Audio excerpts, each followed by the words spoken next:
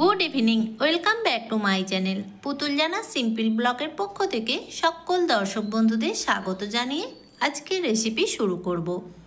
আজকে আমি বানাবো দারুণ টেস্টি একটা ম্যাগি রেসিপিটা তৈরি করার জন্য এখানে দেখো একটা বড় সাইজের গাজরকে আমি একদম সরু সরু পাতলা পাতলা করে কেটে নিয়েছি।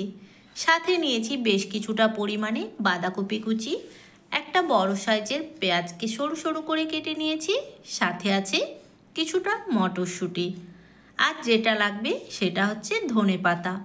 এখানে কিন্তু আমি বেশ কিছুটা পরিমাণে ধনেপাতা নিয়েছি। ধনেপাতার সাথে আছে সামান্য একটু আদা কুচি, আর নিয়েছি ঝালের জন্য দুটো কাঁচা লঙ্কা। তোমরা ঝাল বুঝে এখানে কাঁচা লঙ্কা দেবে। এখন এগুলোকে একটা পেস্ট বানিয়ে নেব। আর এই রেসিপিটার জন্য কিন্তু ধনেপাতা অবশ্যই লাগবে, আর পরিমাণটা একটু বেশিই দিতে হবে। শীত থাকতে থাকতে এই রেসিপিটা একবার অবশ্যই ট্রাই করবে, কারণ শীতের দিনে কিন্তু সবজির টেস্টটা একটু অন্যরকম হয়। এখানে রেসিপিটা তৈরি করার জন্য গ্যাসের মধ্যে একটা কড়াই বসিয়ে কড়াতে দিয়ে দিলাম সামান্য পরিমাণে তেল। তেলটা ভালোভাবে গরম হয়ে গেছে। এখন এর মধ্যে কেটে রাখা পেঁয়াজটা দিয়ে পেঁয়াজটাকে জাস্ট 2 মিনিটের মতো একটু ভেজে নেব। খুব বেশি ভাজার দরকার নেই, 2 মিনিট একটু ভেজে নিলেই হবে।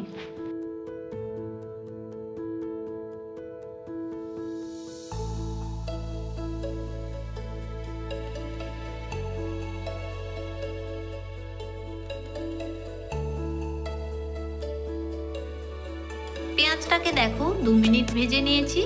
এখন এর মধ্যে আমি কেটে রাখা সব সবজিগুলো দিয়ে দেবো। গাজর, বাঁধাকপি আর মটরশুঁটি। সবজিটা দিয়ে এর মধ্যে সামান্য একটু লবণ আর সামান্য একটু গোলমরিচের গুঁড়ো দিয়ে সবজিগুলোকেও আমি জাস্ট 2 মিনিট একটু নাড়াচাড়া করে নেবো।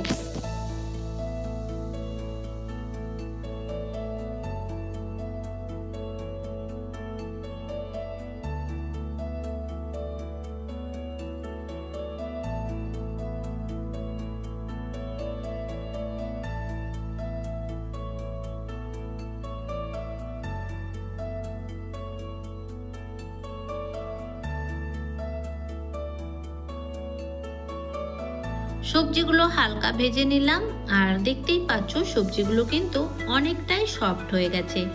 এখন আমি এর মধ্যে দিয়ে দেবো পরিমাণ মতো জল। জলটা কিন্তু এখানে একটু বেশি করেই দিতে হবে, কারণ সবজির সাথে ম্যাগিটাকেও খুব ভালো করে সেদ্ধ করতে হবে। এখানে আমি 2 প্যাকেট পরিমাণে ম্যাগি নিয়েছি। তোমরা তোমাদের পরিমাণ মতো ম্যাগি নিতে পারো। সেই হিসাবে কিন্তু সবজি আর ধনেপাতাটাও পরিমাণটা একটু বাড়িয়ে কমিয়ে দিতে পারো। এখন এটাকে একটু নাড়াচাড়া করে ঢাকনা দিয়ে ঢেকে 5 মিনিটের জন্য খুব ভালো করে সেদ্ধ করে নেব।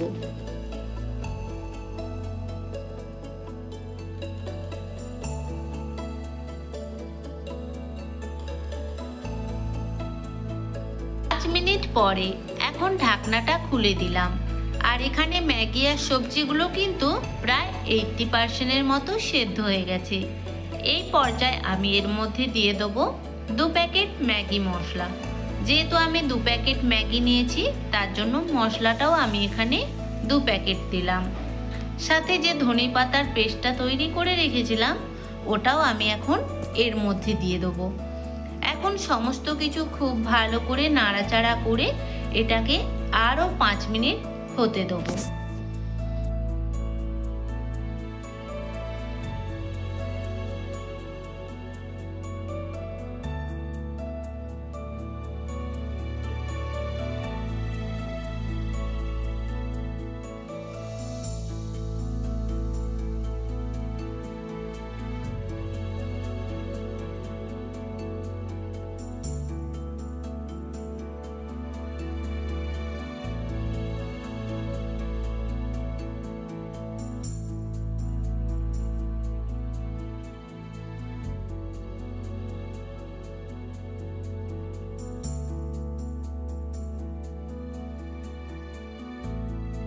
তো এখানে দেখো ম্যাগিটা আরও 5 মিনিট রান্না করার পর ঠিক এই রকম হয়েছে।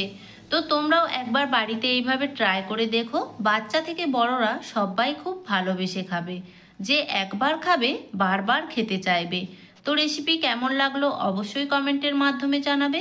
যদি ভালো লেগে থাকে প্লিজ একটা লাইক কমেন্ট আর বেশি বেশি করে শেয়ার করে দিও। তো আজকের মতো এখানেই টাটা, সবাই ভালো থেকো, সুস্থ থেকো।